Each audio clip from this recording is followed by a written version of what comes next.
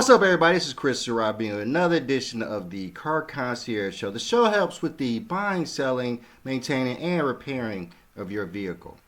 On today's show, we're going to talk about how Ford is going to strike a deal with BYD to bring in some EV batteries and if that's a good idea. After that, we're going to check out a situation where a luxury dealership over in Canada got a massive car heist happen to them. Interesting stuff. And last but not least, we're going to talk about the fact that a majority of people are over water with their trade-ins on their cars, and people are paying a lot more money for these vehicles than they really should be. All right, so let's jump straight in. First up, we're going to talk about Ford, and they're deciding that they're going to strike a deal with BYD, and this has been something that we've talked about several times. We know that BYD is amped to come to America. Trump is trying his best to stop that. Even Biden back in his day was trying to stop that as well. But we did find that BYD has a really nice product because they did some showings out here in California. And we know that they have a desire to sell their vehicles here. Well, Ford is, of course, having problems with their EV situation. So they're reaching out to BYD to see if BYD can help them, at the very least with their EV battery situation. So let's check that out real quickly and keep it moving because it's a beautiful day. We're going to get up out of here. Ford Motor Company is in negotiations with China's largest automaker, BYD Company, over a potential partnership that would see the U.S. carmaker sourcing batteries for some of its hybrid vehicle models, according to people familiar with the matter. The discussions, first reported by the Wall Street Journal on January 15, remain ongoing and have not yet resulted in a finalized agreement. Under one of the options being considered, Ford would import BYD-supplied batteries to manufacturing facilities outside the United States, the people said. The structure of the arrangement is still being evaluated, reflecting Ford's efforts to balance cost efficiency, supply chain resilience. Wait. That sounds like they're even openly talking about going around the tariff situation and system to get their EV batteries from BYD here. That doesn't sound very governmentally righteous. But let's keep going. And political sensitivities surrounding Chinese technology in the automotive sector. If completed, the deal would give Ford access to battery technology from BYD, a company that has built a dominant position in the global battery market through aggressive cost control, vertical integration, and scale. BYD's battery operations predate its rise as one of the world's largest automakers, with its battery unit supplying power systems for electric and hybrid vehicles across multiple brands and markets. The potential partnership aligns closely with Ford's recently announced strategic recalibration. Last month, the company said it would reduce its emphasis on pure battery electric vehicles and redirect investment toward hybrid and plug-in hybrid models, citing slower than expected EV adoption and ongoing profitability challenges. Ford has set a target for electrified vehicles, including hybrids, plug-in hybrids, and fully electric models, to account for about half of its global sales by 2030. Hybrid vehicles require smaller battery packs than full EVs but still depend on reliable, cost-effective battery supply. As Ford expands its hybrid lineup, securing access to competitively priced batteries has become increasingly important. BYD, which produces a wide range of lithium iron phosphate and other battery chemistries, is widely viewed as one of the lowest-cost producers globally.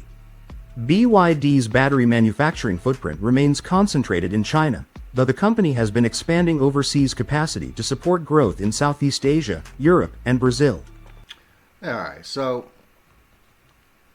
what we're really talking about is that something that we've been talking about was going to happen for a long time is the fact that BYD is going to find its way to America. It's going to integrate itself into a U.S. automaker. And I told y'all this a long time ago that the only way for these U.S. automakers to survive is to merge with other companies, to merge with them, to use their technology, to use their design, to use all of the things that are making them successful, particularly over in China with BYD, to make those U.S. automakers successful here in America. And they did a massive stop on the amount of EV vehicles they were making and all of that because EVs were just not selling like, the Biden administration and everybody thought they were. They're just not selling that way. People are really buying these EVs, and there some EVs are fantastic. Don't get me wrong, but they still have very massive limitations that are stopping them from being comparable to gas powered vehicles. You know, the distance situation, the charging situation, the infrastructure situation. The world, particularly the United States of America, is not ready to put even a 50% most car EV situation in the world yet. We were not ready for that. But the only way for us to get ready for that is to integrate with all these other companies who've already done it, all these other countries who've already done it, like China. China has done that. BYD is the main reason they were able to do that, because of the design of their vehicles, the design of their EV batteries, the design of their infrastructure, the way that it allowed for them to have multiple people having these vehicles, including people without homes, with garages, and the ability to charge them, and all those situations. BYD has worked around a lot of those problems that America is having when it comes to the EV situation, and it was only a matter of time before some U.S. automaker decided to reach out to BYD to try to get them over to help them in their EV situation. But the problem is that with tariffs and the governmental administration trying to stop, these companies coming over to the United States of America, because they are competing way too much with the American automakers, to the point where the American automakers are not having any particular amount of the market share when it comes to the sales of these vehicles. It is going to continue to hurt them if we were to allow the BYDs of the world to bring their vehicles over here, because of course it's going to start to hurt the U.S. automakers. So Ford's way around that is if we don't make them as competition and we make them partners, maybe it'll be better.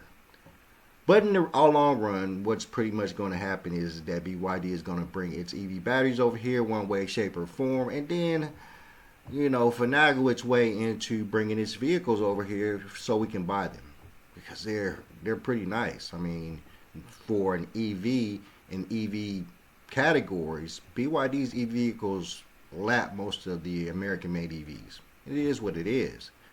So that is the main reason why Trump and Biden and pretty much any, automaker wants to stop them from coming over here.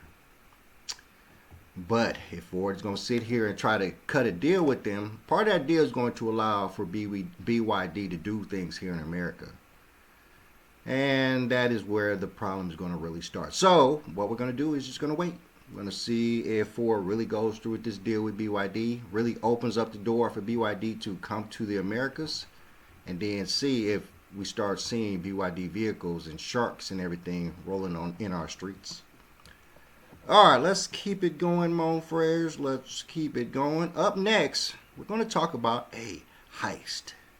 A heist, like a movie heist, where a bunch of young gentlemen, we don't know how young or old they were, broke into a Canadian luxury dealership and stole several luxury cars.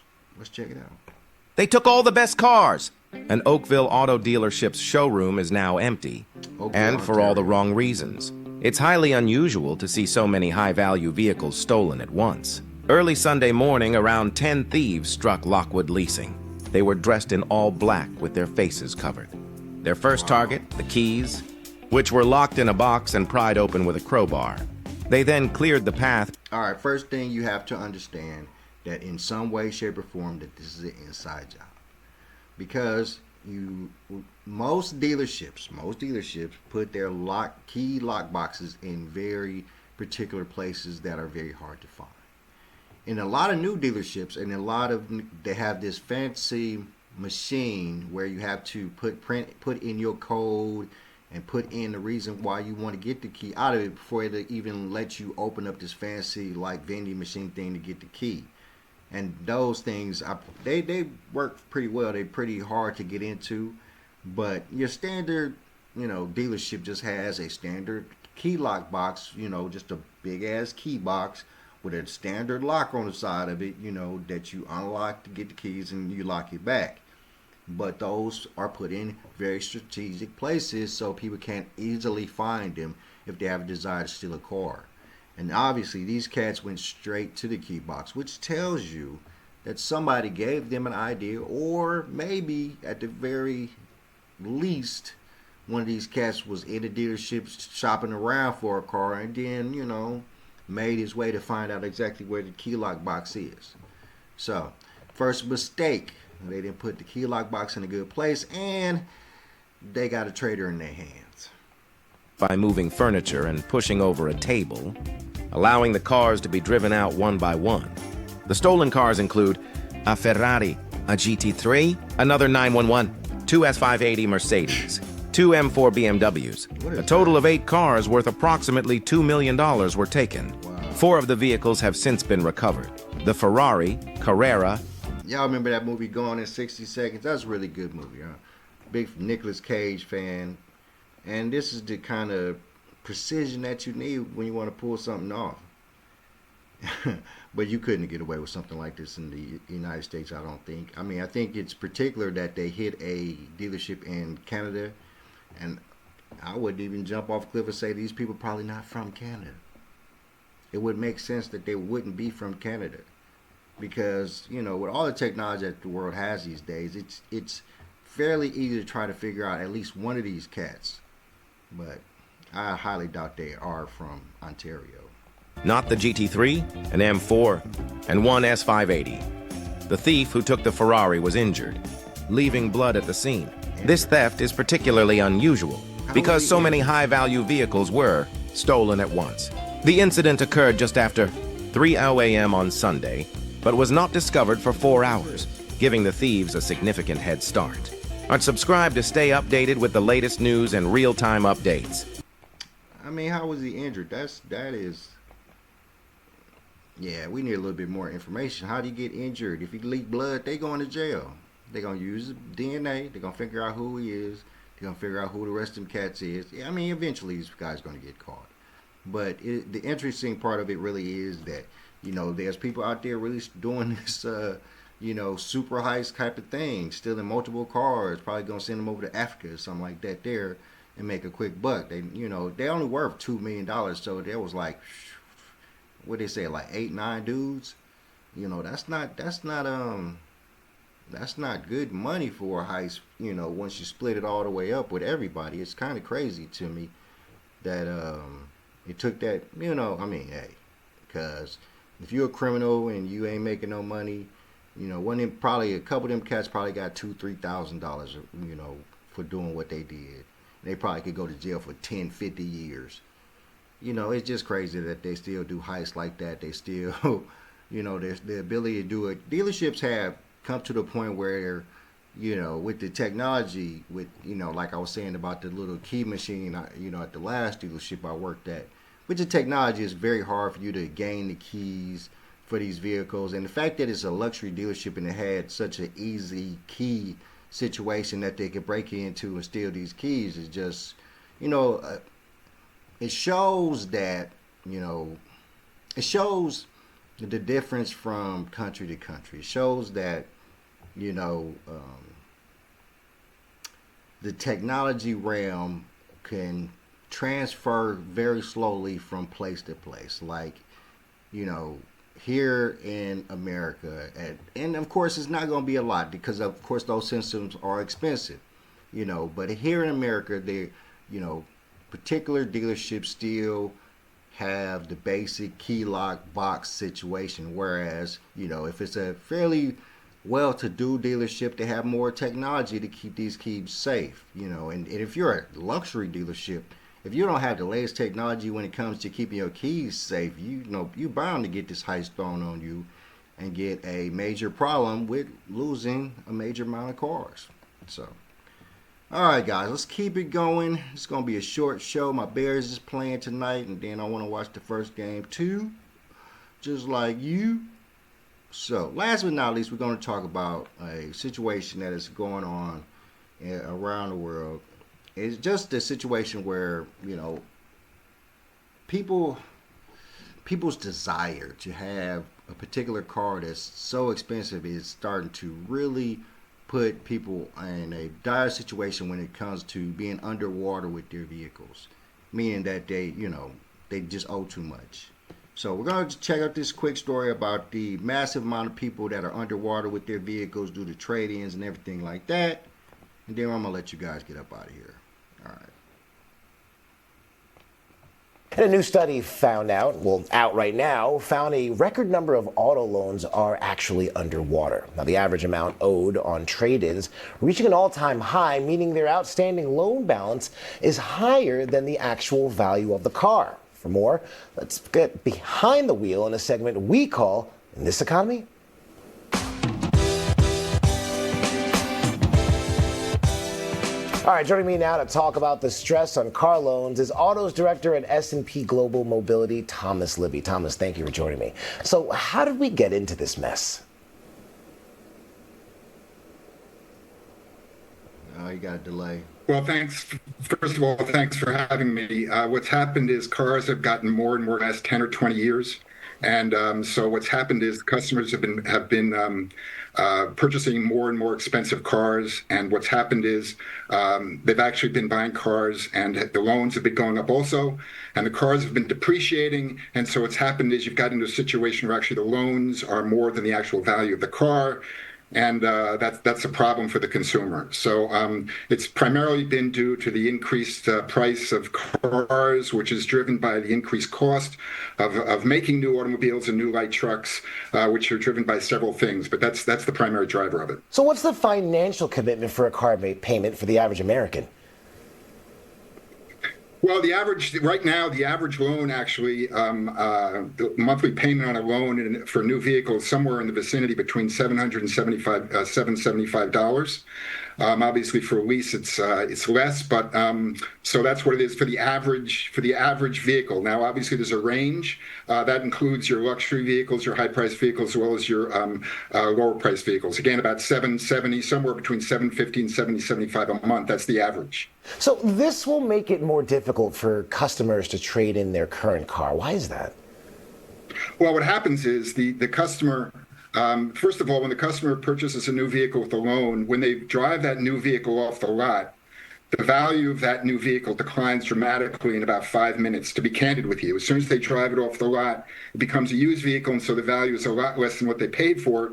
And so what happens is the vehicle continues to depreciate, and sometimes it's depreciating at a greater rate than the loan. And so the loan then, they owe more on the loan than the car's worth. So then when they go back to buy a new vehicle again, what happens is they owe more on the new vehicle than it's worth. So if they trade in that vehicle, not only do they have to give the vehicle back to the dealer, but frequently they have to then pay the dealer to take the vehicle in exchange. So it becomes sort of a snowball effect, and it gets worse and worse. And the way the dealers will try to address this is, and make the monthly payment affordable for the customers, they'll just make the loan longer and longer. So instead of a 6-year loan, they'll have a 7-year loan. How many people are going through this? And I know a lot of people are. You know, I know people who have car payments is upwards of $1,200 a month, $1,500 a month on a car payment. And that has to be that you trade in a vehicle to the point where you still were paying off on that vehicle as well, paying for the new vehicle that you purchased. And that's just the most major mistakes that a person can do when they have a vehicle. I mean, just people's desires are killing them. People's desires to have something new, have something fresh, and keep up with the Joneses is really killing people when it comes financially. And it's in cars is pretty much the most main thing. I mean, you could say that about housing as well, but people don't standardly buy houses as much as they buy vehicles. And then you have these situations where people have multiple people in their homes, and then some people have multiple cars that they're paying for, children, spouse, and all those type of situations, adding to the dilemma of just having so much of your income based in or paying for your automobiles. And it's standardly just the biggest mistake you can kind of make. 8-year loan, and to be candid, that just makes the situation even worse, because then it takes longer to pay it off. So the situation tends to continue over time. So frankly, the consumer needs to be aware of what their loan amount is, what's still outstanding on the vehicle, and try when they go back to the dealer or go online to make sure they don't let that loan get any bigger, to try to manage the situation. So what could someone do if they find themselves underwater on the car loan? And what are some things to actually avoid here? Yeah, good question. So first of all, they're going to want to be aware of what their outstanding loan is on the existing vehicle, and try to not have a higher amount loan going forward.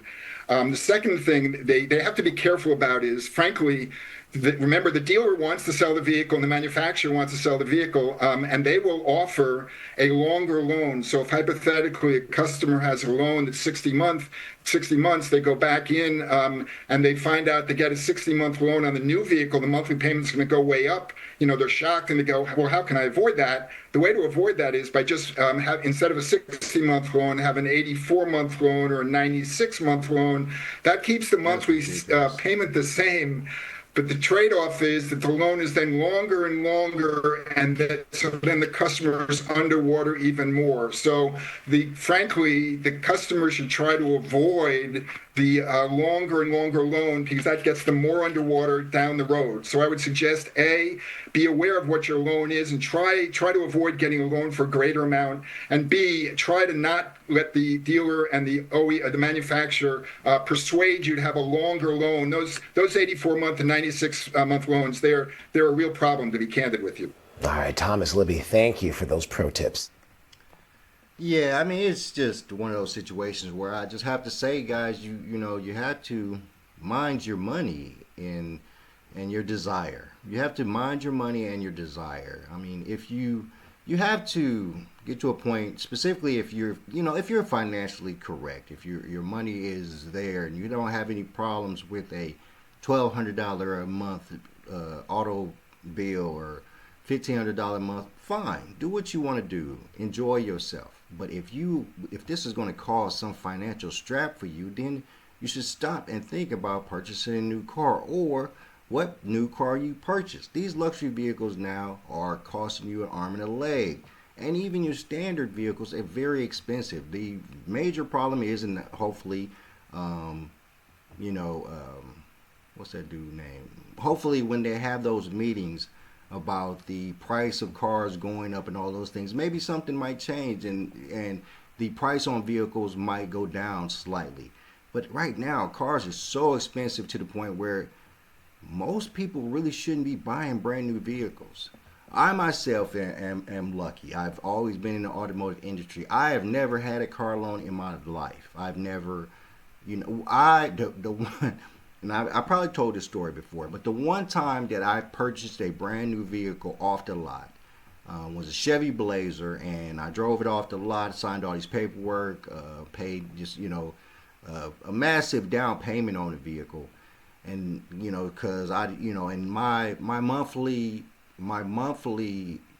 bill would have been $276 if I would have kept it. But the next day, this is Indiana, next day I get up, I have to, take my friend to work, jump in this car with my friend, and we drive in him to work, and it's a snowy day in Indiana, and I, come to a stop sign, put my brakes on, and the car kept on sliding to the point where I almost hit a car in front of me. And me and this lady that it almost hit, eyeballing each other, big wide-eyed, thanking God that I didn't hit her car. So I dropped him off, went straight to the dealership and gave them that vehicle back and, canceled my check for the deposit. And never again have I bought a car that was brand new off a lot. I've always, and of course, it's a beautiful thing that I am in the automotive industry. I could, see cars or get introduced cars that were fairly priced, either, even brand new cars. You can get them for a fairly new price depending on the situation. But of course, I worked at dealerships, so how much cars cost when they come in. You can buy them outright at a very lower price than you could get if they were sold at the dealership. So I had that opportunity in my life, and it allowed me to not have to have a car payment. So I don't really, I don't have firsthand knowledge of how that process works, but I do have knowledge of it working at dealerships, working with the finance managers and the paperwork that you have to sign, all the contracts, all the taxes, all the and other additional fees that you have to pay when you buy these vehicles. And that all adds up to massive amounts when it comes to the cost of the vehicle that you're paying for. And it just amazes me where and it shows my age, of course. It just shows my age. I remember cars that people were paying $150 a month for, $200 a month for. I remember those type of things. Y'all remember the situations with like the JD Buyriders of the world, all those kind of the CarMaxes. People, I know lots of people who bought those people. Lots of low-income people went to JD Buyrider and they was getting ripped off. But they were happy with their cars because they were paying a little bit, but the taxes was killing them and they just didn't understand that. And sometimes you'd have to explain that to them because that was the main problem that they were dealing with. They were spending way too much money for these vehicles. And it was part of the reason I started selling cars because I saw so many people getting ripped off. Getting completely ripped off with JD Buyriders and the CarMax and even in dealerships at that point.